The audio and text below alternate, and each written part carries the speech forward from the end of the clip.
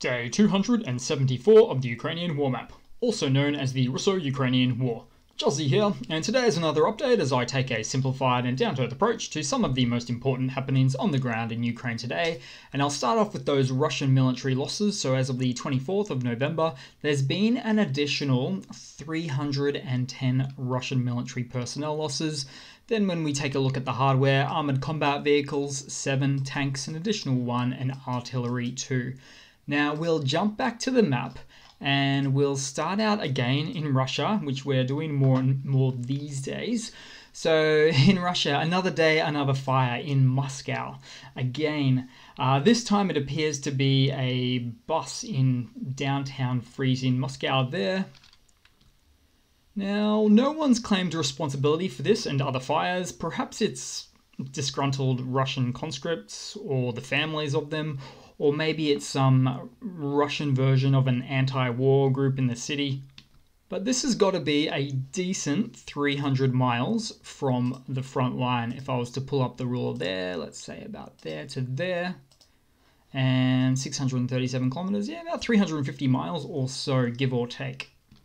But sooner or later, we might get an accurate picture of who the actual perps are. Then we'll move across on the map to Moldova. So find that one there, hiding just to the southwest of Ukraine. So this is, well, due to Russia's attacks yesterday on Ukraine's power infrastructure, blackouts occurred for neighboring Moldova, which in fact has connections to Ukraine's power grid. As a result of this, the Moldova government's president immediately came out and denounced Russia's actions. You see, Moldova is actually an ex-Soviet state, much like many other countries in this region here. I think Russia should instead be killing these countries with kindness, for example, with financial aid, and in the process save billions in their, from their aggressive military offensive in Ukraine.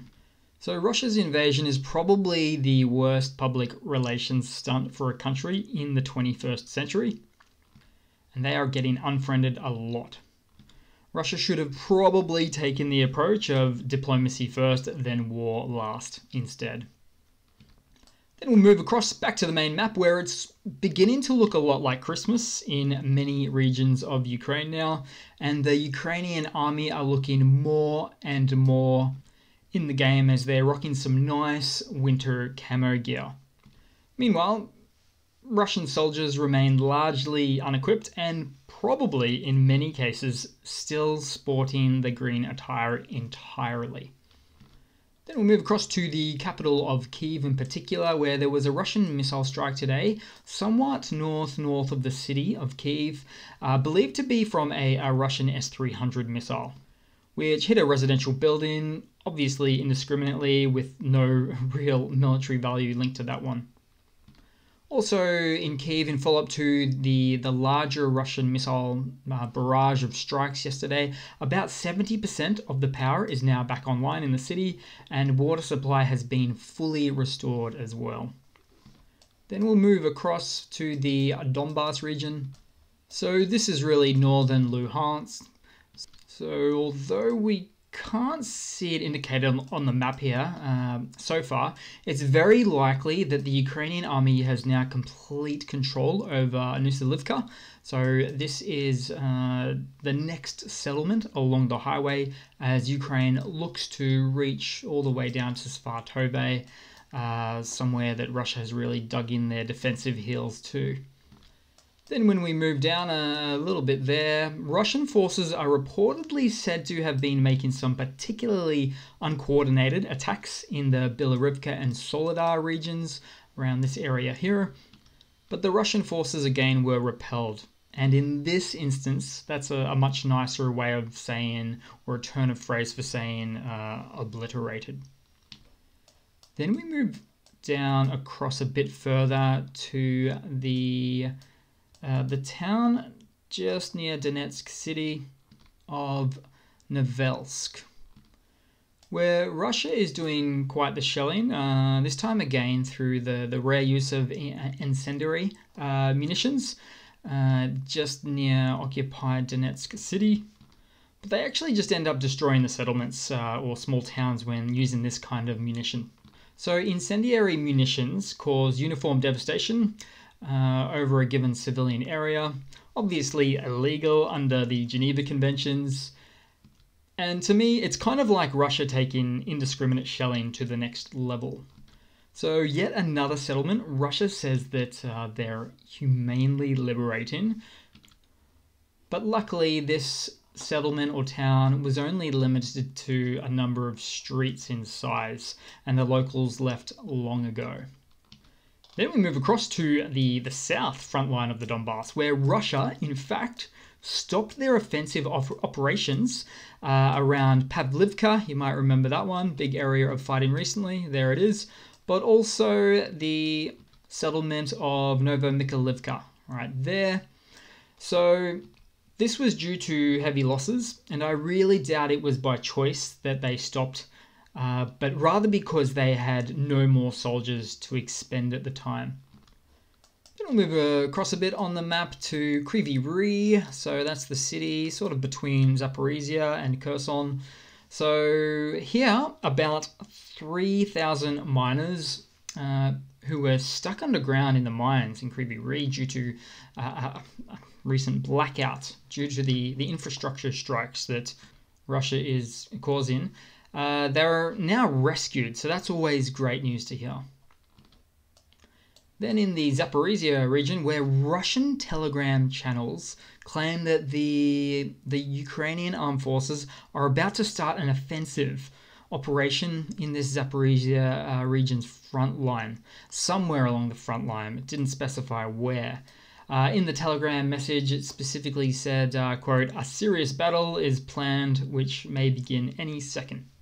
So whether that's true or not, looks like the Russian forces are being kept on their toes quite a bit indeed.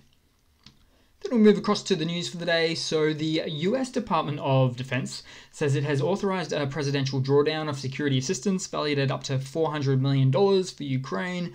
Noteworthy hardware includes additional NASAMS ammunition, more HIMARS ammunition, and additional, it says there, 200 precision-guided 155mm artillery rounds. And although it doesn't specify, they're likely talking about the very nifty, extended-range, guided, and highly accurate Excalibur artillery shells. And I like to think of them as the baby brother of HIMARS ammunitions. Also, there was more HARM anti-radar missiles. These are the ones that are specifically designed to seek out and destroy Russian air defense systems. And for good measure, lots of electricity generators as well.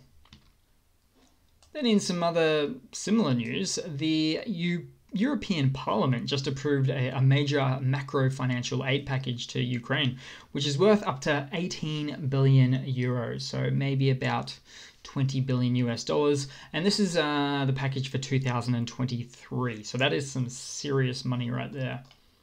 Then in another Russian mobilization blunder for the day. So in this video, we've got another set of poorly treated Russian conscripts.